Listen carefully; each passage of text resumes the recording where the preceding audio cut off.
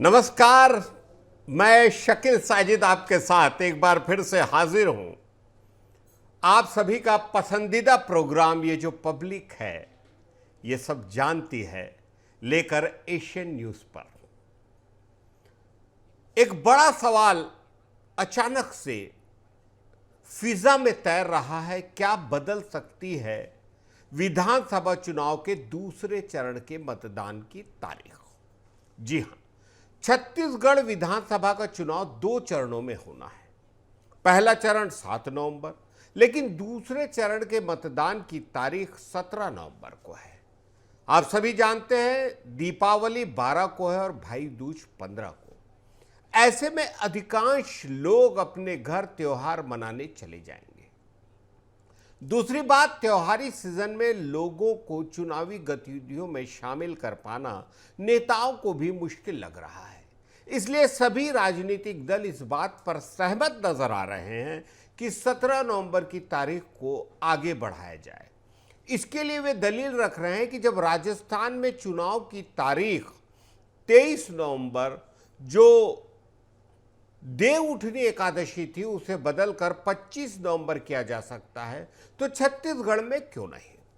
फिलहाल निर्वाचन आयोग की ओर से इस बाबत कोई संकेत अभी तक नहीं मिले हैं। दूसरे चरण के चुनाव 17 नवंबर को हैं। 12 को दिवाली के बाद गोवर्धन पूजा, मातर, मड़ई, छठ पर्व यहां बड़े पैमाने पर मनाया जाता है। छठ की शुरुआत 17 नवंबर को खरना से होगी और इसी दिन दूसरे चरण की वोटिंग है।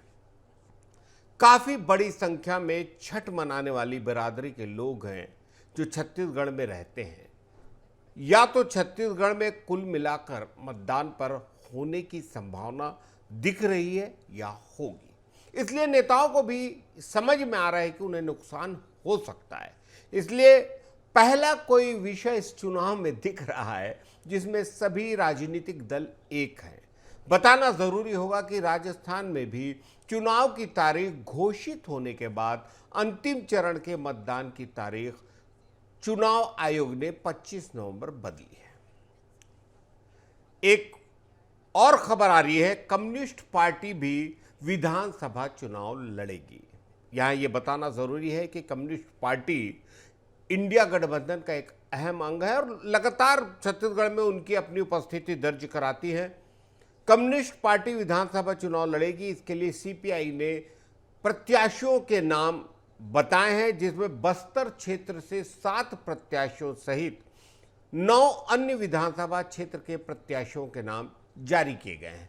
बस्तर से कोंटा, बीजापुर, दंतेवाड़ा, चित्रकूट, नारायणपुर, कोंडागांव सहित केशकाल से प्रत्याशियों के नाम जारी किए गए हैं। वहीं भानु प्रतापपुर, कवर्धा, पंडरिया, जयजयपुर, सक्ती, जांजगीर चांपा, मस्तूरी, कोरबा और बस्तर विधानसभा सीट से प्रत्याशी के नाम जारी किए गए हैं।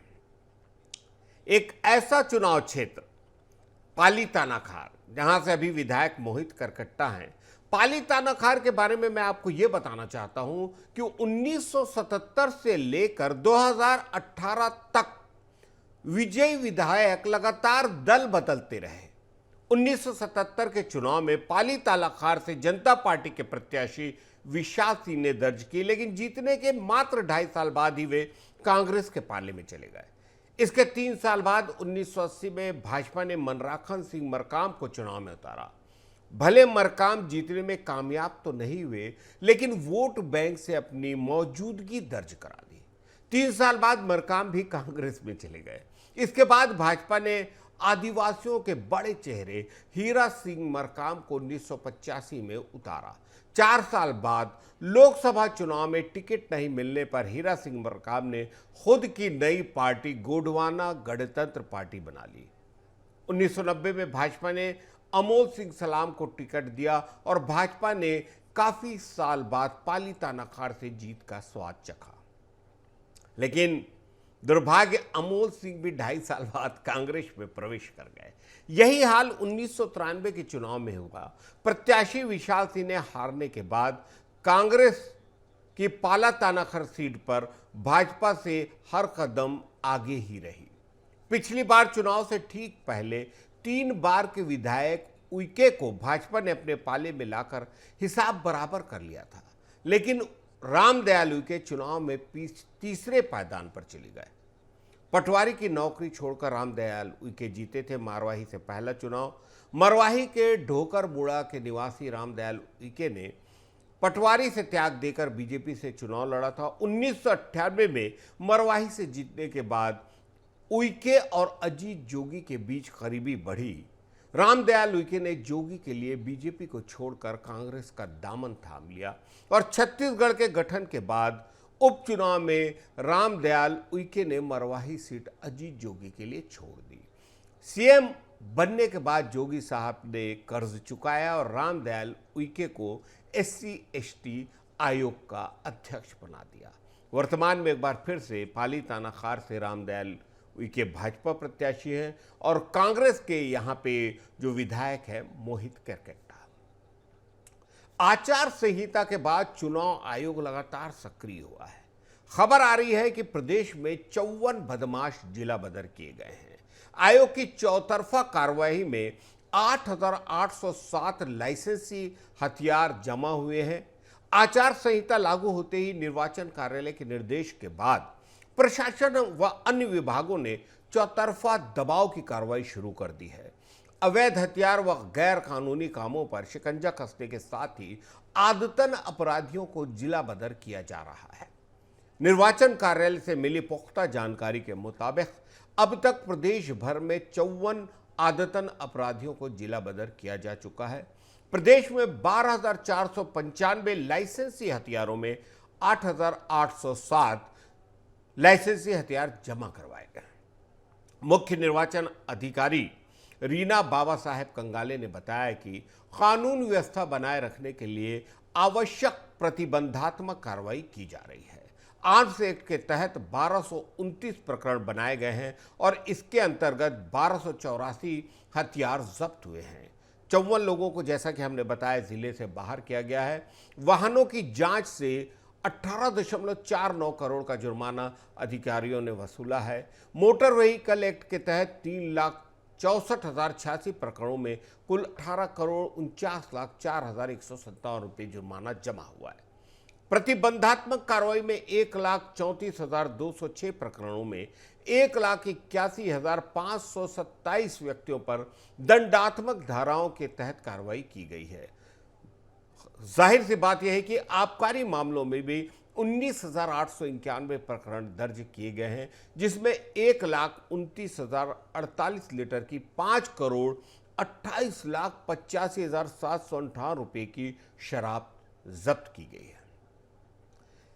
अलग हटकर थोड़ी सी खबर, सीएम बघेल ने अभी भी फुर्सत नहीं ली है। उनके अपने संकल्प शिविर चालू हैं और आज मोहला मानपुर विधानसभा में उनका संकल्प शिविर हुआ। इसके बाद डोंगरगांव में संकल्प शिविर में शामिल हुए और साथ ही साथ आज राजनांदगांव विधानसभा में भी संकल्प शिविर में वे शामिल हो रहे हैं।